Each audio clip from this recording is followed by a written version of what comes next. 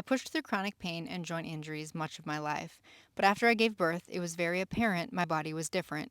I experienced significant organ prolapses and underwent a 6-hour reconstructive surgery.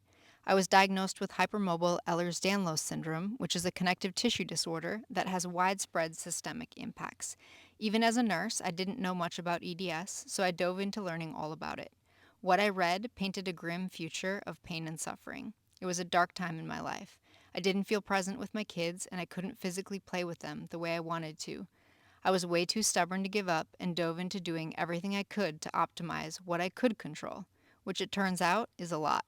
I trained in Pilates, FRC, and various other forms of movement, and I focused my nursing CEUs on topics related to EDS. I began seeing subtle but compiling differences in the way I felt and functioned. I spent a lot of time focusing on the small details and building a solid foundation. I no longer fear for my future. I am no longer limited by pain, and I'm able to be the mom I want to be. Optimal health isn't easy. It requires a lot of sacrifice and consistent hard work. Some days are still challenging, but it beats the hell out of sitting back and not taking action. Health is a lot like a retirement fund. If you aren't actively contributing to it and growing it, it's not going to be there for you when you are older.